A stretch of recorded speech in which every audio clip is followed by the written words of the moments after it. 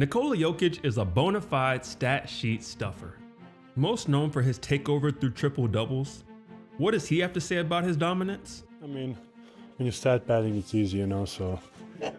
You heard that, right? Yes, of course. I mean, it's true. Constantly raising the bar to new heights we've never seen, the three-time MVP might still be getting better a decade into his career.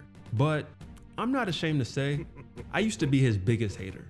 And I know I'm not the only one that felt like this. Come on, don't leave me hanging out there. Early in his career, I thought his game was boring, lazy, and above all else, unethical. Now, not unethical from cheating or manipulating the rules, but for stat padding. Intentionally chasing statistics for personal gain and selfish ambition. So today, the question is Nikola Jokic guilty of stat padding? The answer, yes. Well, no. Well, he isn't right now. Okay, it's complicated. Has Nikola Jokic ever stat padded in his 10-year career? Yes, multiple times actually. Like in a home game against Dallas in the 2023 season. Up by 18 points with just over 2 minutes left in the game, Jokic would stay in while Dallas had already pulled Luka Doncic and their other starters. Sitting 1 assist away from a triple-double, Jokic would get his last dime and then sub out 20 seconds after. Or how about that same season, on the road against Charlotte? The Nuggets would be up 15 with just under 3 minutes to play. Jokic, again sitting on 9 assists, would hang around until he got that final assist to Michael Porter Jr., and then sub out of the game for good 21 seconds later. Now, the old me would have left it there and set the narrative. But the new me, the more refined me, can see that while Jokic had a league-leading 29 triple-doubles in the 2023 season, he would have had 10 more games of double-doubles plus 9. Games that he could have easily made triple-doubles with 1 more rebound or assist. Affectionately dubbed the Sombor Double, named after Jokic's hometown in Serbia, for his constant proximity to the triple-double. That's not to say Jokic never sought out the triple-double, but if it was all about the stat, he could have added plenty more to his cash. Like this game, from that same season against the Suns, where Jokic had a Sombor double at the end of the third quarter. He would check out with his team up by 34 going into the fourth and not check back in at all, even though he was just 1 assist away from a triple-double. So how about this season? Well, in 2025, he's set to average a triple-double season-wide for the first time in his career, and still already has 11 more games of Sombor doubles with 20 games remaining in the season. So where does this whole stat padding conversation even come from? Well, most of the talk reached its heights 2 years ago, as Jokic was on his way to his 3rd straight MVP award. When are we going to hold him to the same standard that we do Giannis and everybody else that done won multiple It's MVPs going to start in the after regular this season? year. The national media had a field day with the Jokic stat padding debates, but it makes sense with just how unlike anything else his game was at first glance. While the talk has mostly died down, the debate on Jokic's stat padding intentions rings on. But we never stop to ask, is stat padding so bad? Is it something to be ashamed of or hide from? Of course, in today's NBA landscape, the proper answer to every question about intentions is the team first response. Like this was a 2K My Player cutscene. Just trying to mess with my teammates, figure out how to contribute to winning and continue to work on my game. I wouldn't ever go out there and try to make a statement about me. I only care about the team winning.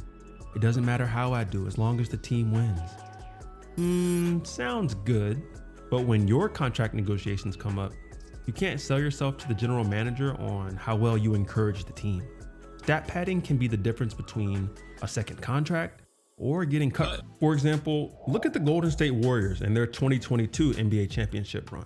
While Steph, Klay, and Draymond get the shine for that team taking home the gold, we know that every championship run requires elite role players to bring it all home. Looking at the bench of that team, the most notable name is likely Jordan Poole. Poole's stock went through the roof that season, and mostly for his ability to fill up the box score. With 10 30-point games and a season high of 38 points, teams around the league couldn't wait to give him the biggest contract he'd accept. In the NBA Finals series, he was moderately valuable and finished with a plus-minus of -3. At the same time, his teammate, the young glove Gary Payton II, was a lot less flashy in the box scores, but provided a constant spark plug and a fierce defensive presence. He would finish that Finals series with a plus-minus of +35. but that's not as attractive as a half-court shot, right? Later on, Payton would sign a $28 million deal with the Blazers, while Poole would sign a $123 million contract with the Wizards and lead their team. 3 years later, many NBA pundits call it the worst contract in the league. I digress. As we see, there is a lot of money on the line. Stat padding could be the difference between huge contracts and season-wide accolades versus just another good season. So long as players' compensation is tied to accolades like All-NBA awards or performance incentives, we can guarantee that players will go above and beyond to fill the box score. In a similar but different example, speaking of incentives, the last week of the NFL regular season is notorious for players going above and beyond to reach certain contract incentives tied to their stats. Everything from sacks to rushing yards to touchdown passes are all on the line for the chance at extra cash for the players.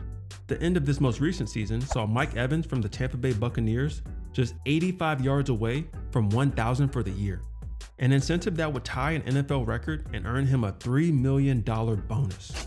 Going into that game, Evans made it known that his only focus was on winning and the team above all else. And yet, in the fourth quarter, with the game on the line, where the normal play call would be to take a kneel down and let the game clock run out into a team win, the Bucs decided to throw the ball to Evans and potentially risk a turnover that could have cost the team the game. This story has a happy ending because the team did clinch the record on the last play of the game. Evans earned his millions, the team went home happy with the win, and we all live happily ever after. But that was definitely stat padding if I've ever seen it. So you tell me, is this acceptable stat padding? Or is stat padding actually not even a concern people really care about these days? Let me know in the comments what you think.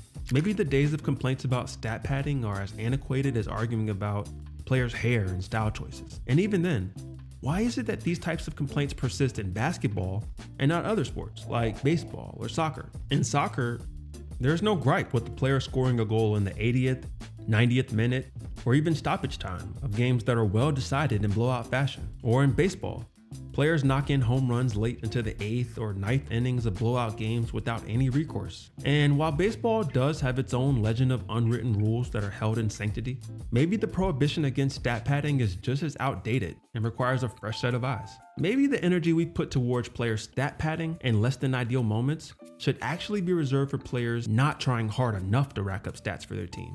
Okay, I'm getting too ahead of myself. I could talk about that for hours. In hindsight, I humbly admit that I was wrong. While stat padding does exist, we can see it every single night in the NBA with guys chasing rebounds, assists, double-doubles, and triple-doubles.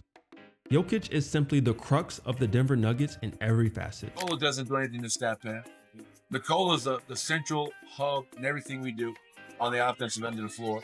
And just because he's that skilled to be an assist, 10 assists per game center, don't hold that against him. From his value added through rebounding, both offensively with second chance points and defensively starting the break and full court passes, or his scoring prowess from in the paint, mid-range at the elbow, or even deep from three. For the Serbian GOAT, stat padding isn't a deliberate effort to manipulate the stats or even a byproduct of his game. For Nikola Jokic, his game is bigger than even the stats he does fill up in the box score. This season, Jokic is set to enter the rarefied era of players to average a triple-double over 80 games. Along with the Big O, Oscar Robertson, and his current teammate Russell Westbrook, who did it 4 times, he will be only the 3rd player to ever accomplish the feat. As Jokic's game becomes more and more accepted in the mainstream, many of his outlandish games like the 30-20-20 night will be overlooked and accepted as Jokic being Jokic. But let us not overlook the fact that the level the Serbian center is playing at right now is some of the greatest basketball the sport has ever seen, period. The conversations around stat padding don't hold a candlestick to the greatness Jokic is displaying this season. And before you know it, in the blink of an eye, our next talk will be, is Nikola Jokic the greatest basketball player of all time? Until then, let's appreciate his ascent up the mountain of greatness and the triple doubles along the way. Thanks for watching. Until next time, peace.